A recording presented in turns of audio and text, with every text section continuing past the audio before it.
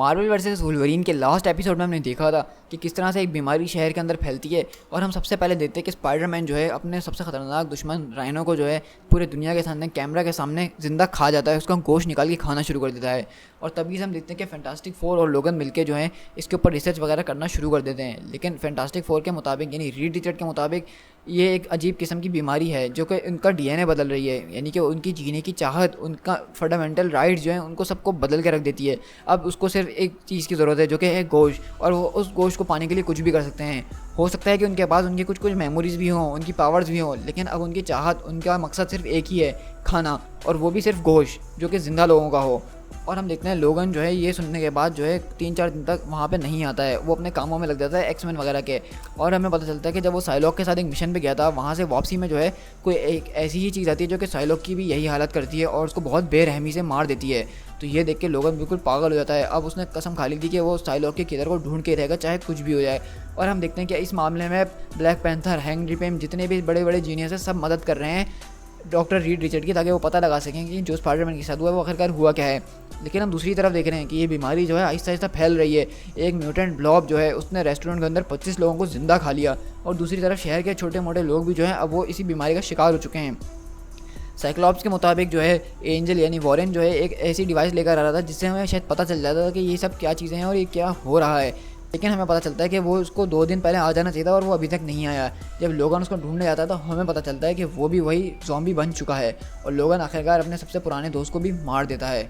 अब आगे हम देखते हैं कि लोगन बैठा हुआ होता है बहुत बुरी हालत में, और वो यही बताता है कि मैं जो हूँ किसी भी चीज़ से हील कर सकता हूँ, मुझे गोली मार दो, मेरे अंदर चाकू घुसा दो, या फिर मेरे टुकड़े टुकड़े करके इधर से उधर फेंक दो, कुछ भी हो जाए मैं हील आखिरकार कर ही लेता हूँ। लेकिन कुछ चीज़ें ऐसी होती हैं जिनके हीलिंग फैक्टर भी काम नहीं करता और उनको ठीक नहीं कर पाता, क्योंकि मैंने अभी अभी अपने सारे एक्समैन दोस्तों को अपने हाथों से मार दिया है और ये चीज़ मेरी जान लेते जा रही है।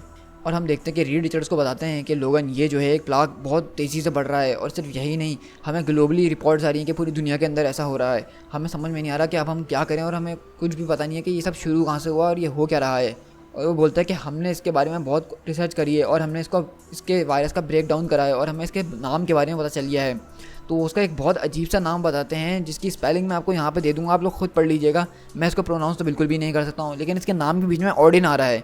और वो बताता है कि हमने इसके बारे में पता लगाने की बहुत ज़्यादा कोशिश करी है, और ये सर्वाइवर 118 के नाम से जाना जाता है। और ये कोई डिजीज़ नहीं है, बल्कि ये एक थेरेपी है जो कि बनाई गई है बैक्टीरियाज और वेक्टर से लड़ने के लिए। और वो बोलते हैं कि इसको इसलिए बनाया गया था ताकि जब हमारी दुनिया पे हर तरफ न्यूक्लियर मिसाइल से वार हो जाएं तो इंसानों का रहना मुश्किल हो जाएगा, तब ये उस वायरस को अनलीस्ट कर सकें ताकि यहाँ के जो इंसान हैं वो इसके हिसाब से अडेप्ट कर सकें और हर तरह के मौसम में रह सकें। तो लोगन बोलते हैं कि हाँ, ये बात तो मुझे पता है कि साइंटिस्ट हमेशा से कमीने होते हैं और वो कभी भी कुछ सोचते नहीं हैं, सिर्फ काम कर देते हैं।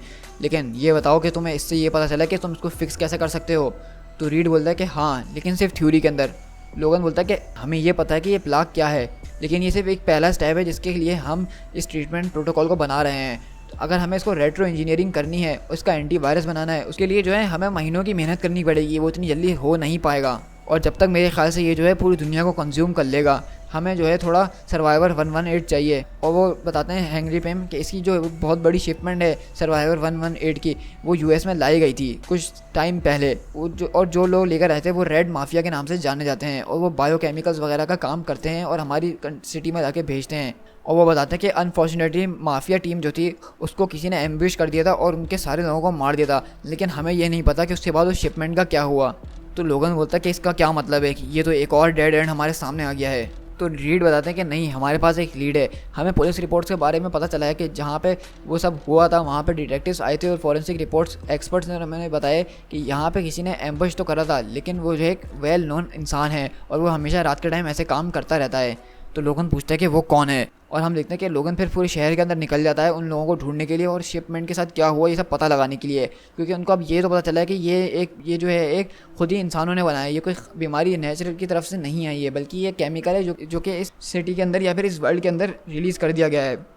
और ये सिर्फ इसलिए बनाया था ताकि जब न्यूक्लियर अटैक्स वगैरह इस दुनिया पे हो जाएं तब इस दुनिया में रहना बहुत मुश्किल हो जाएगा, तब ये इस केमिकल को छोड़ दें ताकि ये लोग हर तरह के एटमॉस्फेयर में अडेप्ट कर सकें। लेकिन अभी कुछ ऐसा हुआ नहीं और ये केमिकल रिलीज़ हो गया है। और हम देखते हैं कि लोगन पता लगाने की कोशिश कर रहा होता है कि आखिरकार जिसने उन लोगों के ऊपर अटैक किया था उस शिपमेंट के ऊपर, वो आखिरकार है कौन। और हम देखते हैं कि रास्ते में वो सब देखते हुए चीज़ें जा रहा होता है कि किस तरह अवेंजर्स वगैरह भी इस लड़ाई से लड़ने में लगे हुए हैं। हम देखते हैं लोगन कहीं ऊपर बैठा हुआ होता है और दूर से देख रहा होता है और बोलता है कि यही है वो, और कहता है ज़रा देखो तो उसकी तरफ, उसके लिए तो ये दिन भर का यही काम है। और लोगों उसको खामोशी से बैठ कर देख रहा होता है और ये सोच रहा होता है कि ज़रा उसकी तरफ देखो तो सही, किस तरह वो लोगों को बेरहमी से मार रहा है। लोग मेरे बारे में बोलते हैं, मेरे इनर बीस्ट के बारे में बोलते हैं कि मैं खून का प्यासा हूँ, लेकिन ज़रा उसकी तरफ तो देखो, अगर मैं बीस्ट हूँ तो फिर तुम उसको क्या बुलाओगे। और हम देखते हैं कि लोगन उन लोगों की मदद करने के लिए वहाँ पे आता है जहाँ पे हॉकआई और पनिशर मिलकर उन लोगों से लड़ रहे होते हैं जो अजीब अजीब ज़ॉम्बीज़ हैं। और लोगन सिर्फ यही सोच रहा होता है कि ये आखिरकार है क्या चीज़, क्या मैं इसको बैटल बुलाऊँ, क्या मैं इसको वॉर बुलाऊँ। मेरे ख्याल से ये तो जेनोसाइड है, यानी कि सबकी तबाही और सबकी बर्बादी है। इससे कोई फ़र्क नहीं पड़ता कि कौन जीते, हम सब आखिर में हारेंगे ही। और वहाँ पे देखते हैं हम हॉकआई ये बोल रहा होता है कि खुदा हमारी मदद करे, लेकिन पनिशर बोलता है कि हमें गॉड की कोई ज़रूरत नहीं है, हमें सिर्फ गोलियों की ज़रूरत है।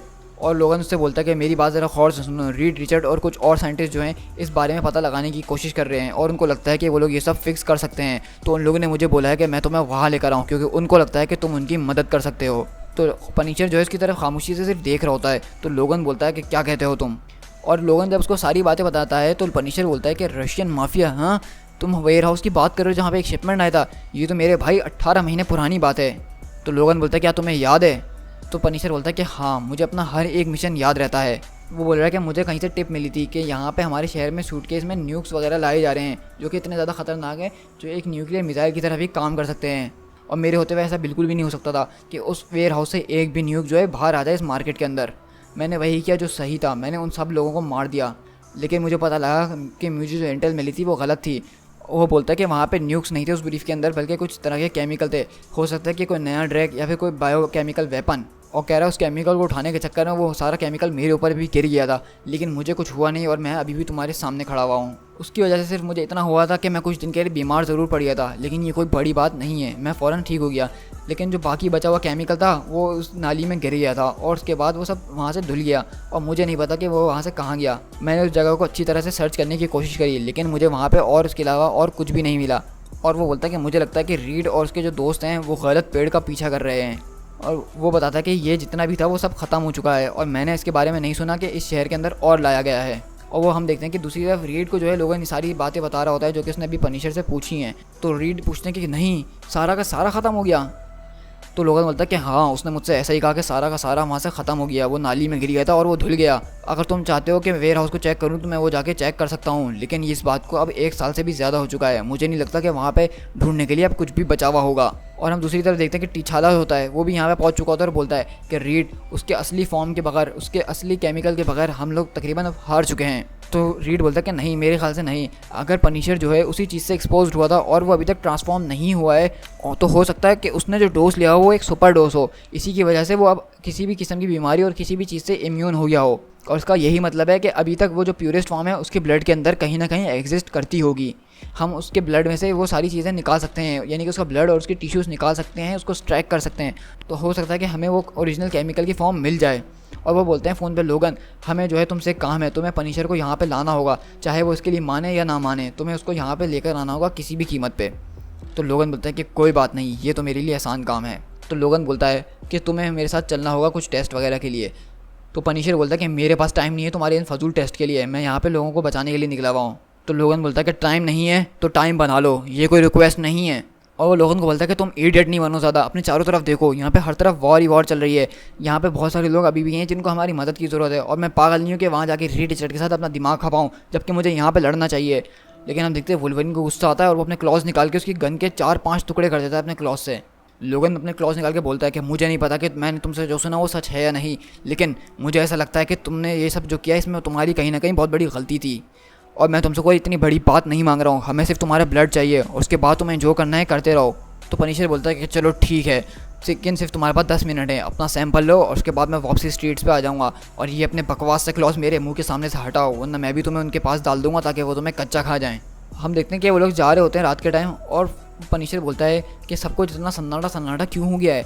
तो लोगन बोलता है कि नहीं, सन्नाटा नहीं हुआ है, कुछ हमारी तरफ आ रहा है। और हम तभी देखते हैं कि एक बिल्डिंग में से निकलते हैं 2 लोग लड़ते हुए, जिसमें से एक इलेक्ट्रो और मैग्नीटो होता है। और वो दोनों आपस में ऐसे ही लड़ रहे होते हैं क्योंकि वो दोनों भी अब ज़ॉम्बीज़ वगैरह बन चुके हैं। और पनिशर बोलता है कि चलो ये शुक्र है कि ये लोग सिर्फ 2 ही हैं। लेकिन इतनी देर में हम देखते हैं कि उन और ज़ॉम्बीज़ का झुंड निकलता है, उन दोनों की तरफ आ जाता है उनको मारने के लिए। और लोगों ने पनिशर दोनों मिलकर उन लोगों के टुकड़े टुकड़े कर देते हैं। और हम देखते हैं कि मैग्नीटो और इलेक्ट्रो जब दोनों लड़ रहे होते हैं, उनकी लड़ाई के बीच में एक ऐसी शॉक वेव पैदा होती है जिसकी वजह से इस पूरे शहर की बिजली ख़त्म हो जाती है, क्योंकि एक मैग्नेटिज्म पर कंट्रोल करता है और इलेक्ट्रिसिटी को। जब ये दोनों लोग आपस में एक साथ मिलेंगे तो आप सोच सकते हैं कि क्या होगा। और हम देखते हैं कि वो लोग बैक्स्टर बिल्डिंग पहुँचते हैं जहाँ के बाहर के सारे गार्ड्स अब मर चुके हैं। और वहाँ पे पहुँच के वो जो एक फ्लेयर चलाता है, तो लोगन बोलता है कि मुझे भी एक ऐसा फ्लेयर दो, यहाँ पे बहुत ज़्यादा अंधेरा हो रहा है। और हम देखते हैं कि उनका जो वॉचमैन होता है, उनका जो गार्ड होता है बैक्स्टर बिल्डिंग का, अब वो भी मर चुका है और उसका कटा हुआ सर रखा हुआ है। और वो बोलता है लोगन कि इसका खून जो है फ्रेश है, हो सकता है ये सिर्फ आधे घंटे पहले की बात हो। और वो बोलता है कि अगर ये कोई सुपर हीरो ज़ॉम्बी है तो उसके लिए ये काम करना 5 मिनट से भी कम की बात है, और तुम बात कर रहे हो आधे घंटे की। वहाँ पे पनिशर आता है और बोलता है ये जगह तो बिल्कुल सुनसान लग रही है, क्या तुम्हें लगता है वाकई में रिचर्ड और उसके दोस्त यहाँ पे हैं? तो लोगन बोलता है कि अगर वो लोग यहाँ से जा रहे होते तो वो मुझे ज़रूर फ़ोन करके बताते। तो पनिशर बोल रहा है क्या तुम्हें क्या लगता है कि उसकी ऐसी हालत होती कि वो तुम्हें कॉल कर पाता? तो लोगन बोलता है चुप कर जाओ और सीधा सीधा ऊपर चलो मेरे साथ। लेकिन ऊपर जाके हम देखते हैं कि रीड रिचर्ड की बहुत बुरी हालत हुई है, उनको किसी ने बहुत बुरी तरीके से उनके ऊपर हमला करा है, उनकी पूरी बॉडी जो स्ट्रेच हो गई है और वो चिल्ला रहे हैं कि लोगन लोगन वो लोग यहाँ पे आए थे। और हम दूसरी तरफ देखते हैं कि जब लोगन पलट के देखता है, स्पाइडरमैन और हेनरी पिम अब वो भी ज़ॉम्बी बन चुका है और स्पाइडरमैन अपने केज से आज़ाद हो गया है। और वो आके सिर्फ यही बोल रहे हैं कि खाना और खाना आ गया हमारे लिए, लोगन लोगन को हम खाएंगे। और हम देखते हैं कि वो स्पाइडरमैन और वो लोग जो हैं बैठ के डॉक्टर स्ट्रेंज को खा रहे होते हैं। तो लोगन गुस्से में बोलता है कि तुम लोग एक बहुत बड़े बास्टर्ड्स हो, तुम लोग ने अपना आखिरी चांस को ख़त्म कर दिया जो तुम्हें क्योर कर सकता था। तो वो बोलता है स्पाइडरमैन कि विज़र्ड हमें हर्ट करना चाहता था, हमें चेंज करना चाहता था, हमें बदलना चाहता था, तो मैंने उसका दिल निकाल के खा लिया उसके अंदर से। तो पनिशर बोलता है कि जैसा कि मैंने कहा था तुम्हें लोगन, ये सब वक्त की बर्बादी है, इन सबको ठीक करने का सिर्फ एक ही तरीका है कि इन सबको मार डालो। तो लोगन बोलता है कि हाँ सही कहा तुमने, और अपने क्लॉज निकालता है और बोलता है कि चलो इन सबको ख़त्म कर दें। और स्पाइडरमैन बोलता है कि ये लोग भी विज़र्ड्स के साथ हैं, इनको भी मार दो, इनकी भी बोटी बोटियाँ खा जाओ। और हम देखते हैं बीस्ट जो है पनिशर के ऊपर आ जाता है और उसको मारने की कोशिश कर रहा होता है। और रीड रिचर्ड दूसरी तरफ उनकी बहुत बुरी हालत हुई हुई है। और हम देखते हैं पनिशर आता है उनसे निमटने के बाद और रीड रिचर्ड की बॉडी को सही करता है और पूछता है कि यहाँ पे हुआ क्या था। तो वो बोलता है कि मुझे नहीं पता, मुझे किसी चीज़ ने आके मुझे पीछे से मारा और एकदम अचानक हमने देखा कि हैंग जो है एकदम बदल चुका है, वो भी ज़ॉम्बी बन चुका है। और स्पाइडरमैन मेरे ख्याल से उसी वक्त जो है कि इससे बाहर निकल गया होगा। और हम दूसरी तरफ देखते हैं कि वुल्वरीन जो है स्पाइडरमैन से लड़ रहा होता है और वो साथ साथ अपने दिमाग में ये सोच रहा होता है कि स्पाइडरमैन जो है सबसे ज़्यादा टफेस्ट तो नहीं है, ना कि वो सबसे ज़्यादा फास्टेस्ट है, लेकिन वो तकरीबन हर किसी से लड़ चुका है, फैंटास्टिक फोर से लेके हल्क तक। और आज तक किसी ने भी इस बग को जो है अपने पैरों के नीचे कुचला नहीं। वो हमेशा किसी ना किसी तरीके से जीतने का रास्ता ढूंढ ही लेता है। वो बहुत ज़्यादा चालाक है, वो एक मकड़ी की तरह है जो कि कभी किसी के पैर के नीचे नहीं आता। और हम देखते हैं कि जब वो स्पाइडरमैन को मार रहा होता है पनिशर, तो रीड रिचर्ड आके उसको बोलते हैं कि नहीं रुक जाओ। तो पनिशर बोलता है कि रीड तुम पीछे हट जाओ वरना मैं तुम्हें उड़ा दूंगा इस गन से।